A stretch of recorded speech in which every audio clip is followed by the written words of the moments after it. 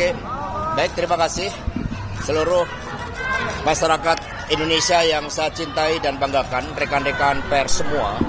Mohon maaf agak terlambat karena bis yang kami pesan itu sempat 3 kali di-cancel.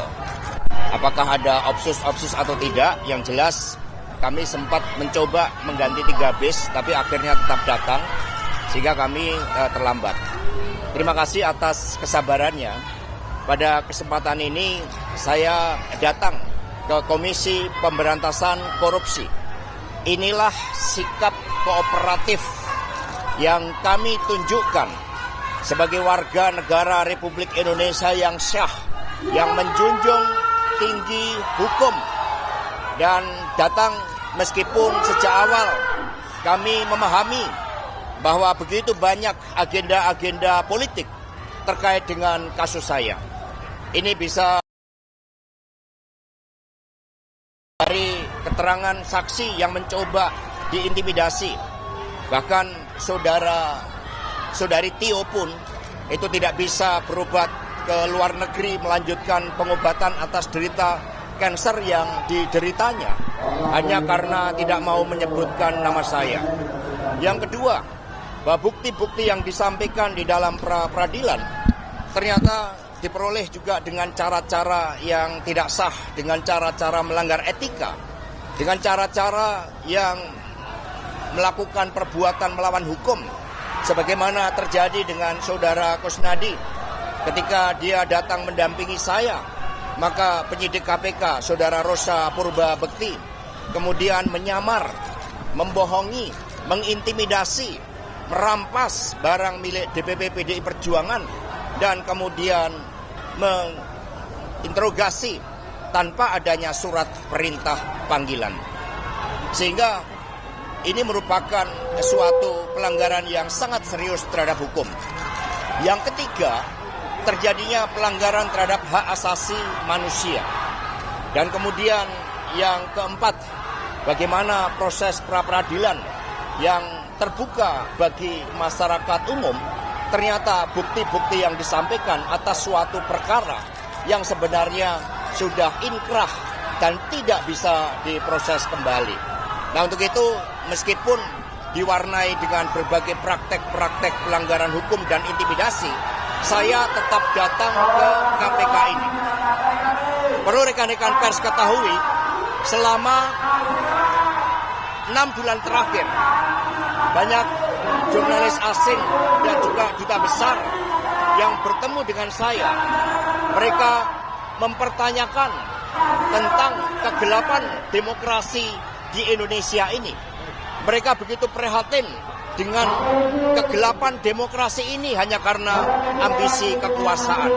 Bapak, Ibu, dan saudara-saudara sekalian, kalau suatu negara berdiri tanpa suatu hukum yang kokoh, yang berkeadilan, maka dampaknya sangat luas.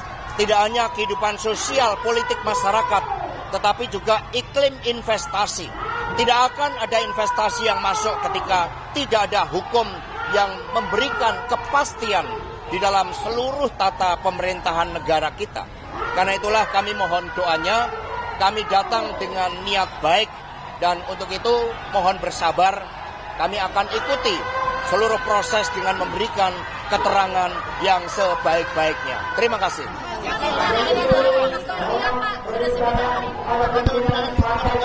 Ya udah siap, lahir batin.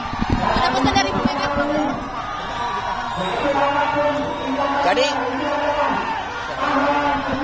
Jadi saudara-saudara sekalian, suatu pertanyaan yang baik. Bagaimana kalau saya ditahan? Rekan-rekan semuanya, Republik ini dibangun berdasarkan hukum yang berkeadilan. Itu konsepsi awalnya. Karena itulah ketika itu terjadi, semoga tidak, ya ini saya yakini akan menjadi pupuk bagi demokrasi.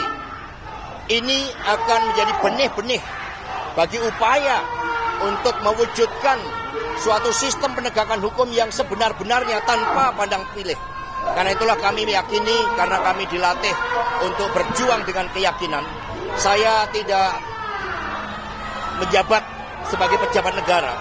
Tidak ada kerugian negara terhadap kasus yang mencoba ditimpakan kepada saya. Sehingga kalau penyimpangan dan penyalahgunaan kekuasaan itu terus-menerus akan digunakan, saya meyakini bahwa benih-benih demokrasi, pupuk-pupuk demokrasi untuk mengoreksi kekuasaan yang zalim itu akan semakin besar. Terima kasih. Baik, terima kasih rekan-rekan pers. Masyarakat Indonesia yang saya cintai dan banggakan. Terima kasih. HP turun.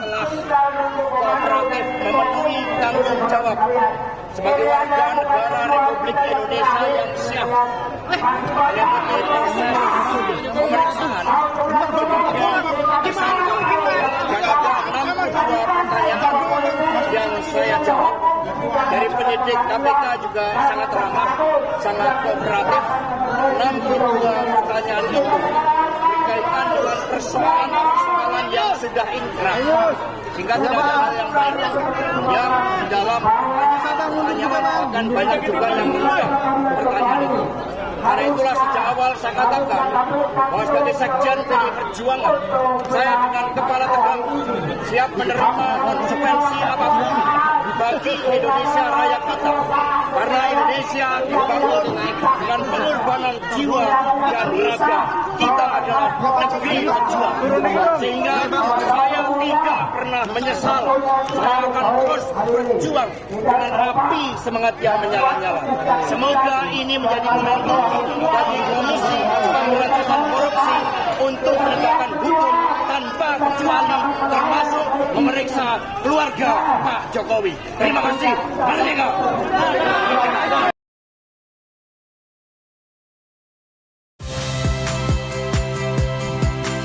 Saya Ihsan Sitorus.